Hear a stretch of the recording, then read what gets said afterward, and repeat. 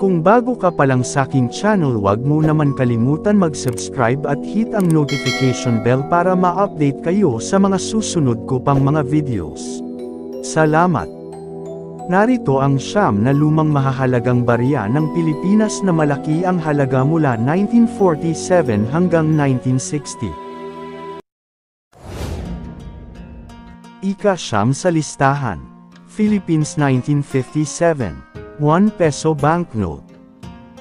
Ginawa ito noong 1951 hanggang 1970. Gawa ito sa papel at nagkakahalaga ito ng 627 pesos o higit pa, depende sa kalidad nito.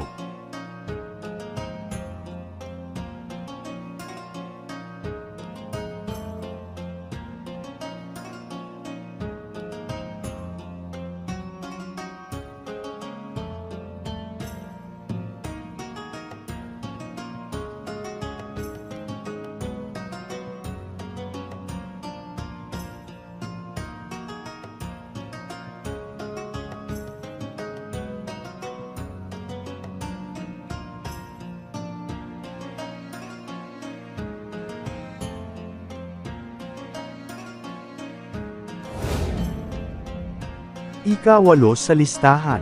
Philippines 1960. 1 centavo. Ginawa ito noong 1958 hanggang 1963. Gawa ito sa brass, copper at zinc. Tumitimbang ito ng 3.08 gramo. At ito ay nagkakahalaga ng 2,860 pesos o higit pa, depende sa kalidad nito.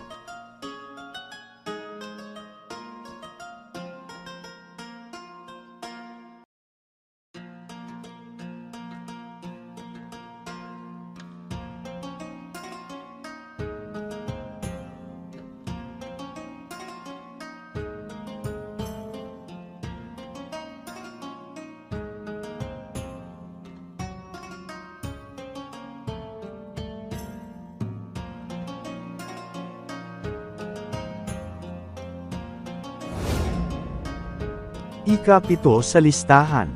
Philippines 1960. 10 centavos. Ginawa ito noong 1958 hanggang 1966. Gawa ito sa nickel, copper at zinc. Tumitimbang ito ng 2.004428 gramo. At ito ay nagkakahalaga ng 3,920 pesos o higit pa, depende sa kalidad nito.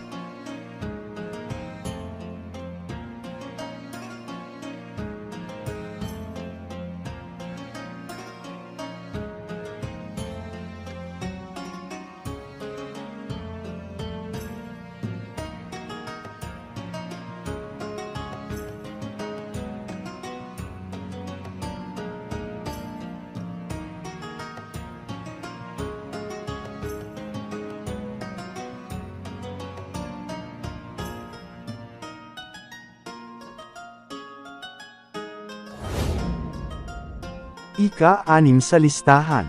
Philippines 1960. 5 centavos. Ginawa ito noong 1958 hanggang 1966. Gawa ito sa brass, copper at zinc. Tumitimbang ito ng 4.8 gramo. At ito ay nagkakahalaga ng 6,270 pesos o higit pa, depende sa kalidad nito.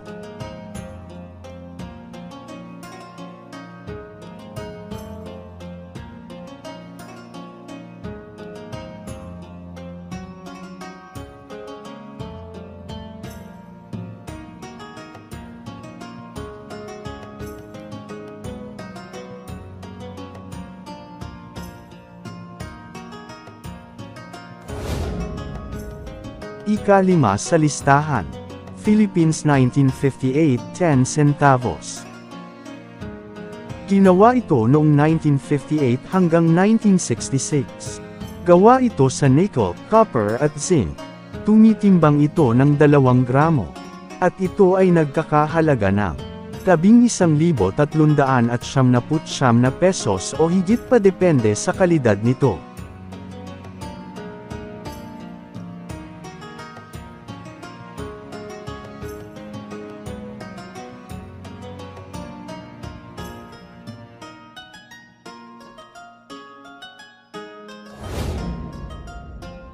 Ika-4 sa listahan. Philippines 1947.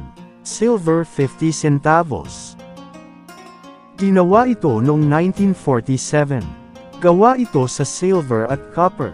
Tumitimbang ito ng 10 gramo.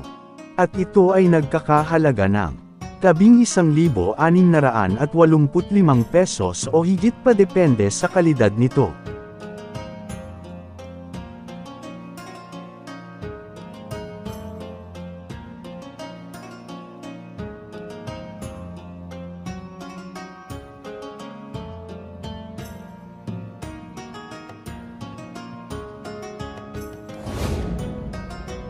Ika-3 sa listahan.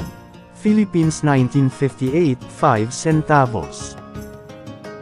Ginawa ito noong 1958 hanggang 1966. Gawa ito sa brass, copper at zinc. Tumitimbang ito ng 4.8 gramo. At nagkakahalaga ito ng napakamahal na 14,820 pesos o higit pa depende sa kalidad nito.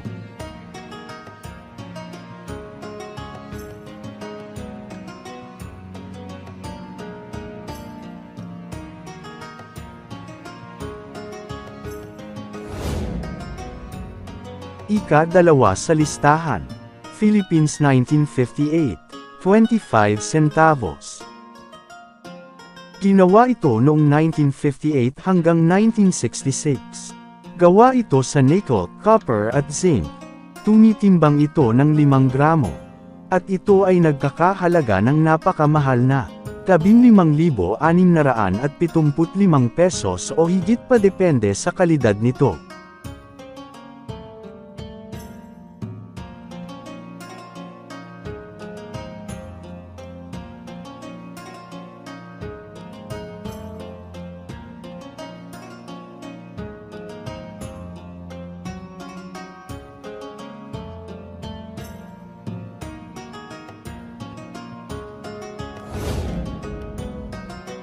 Pinakauna sa listahan.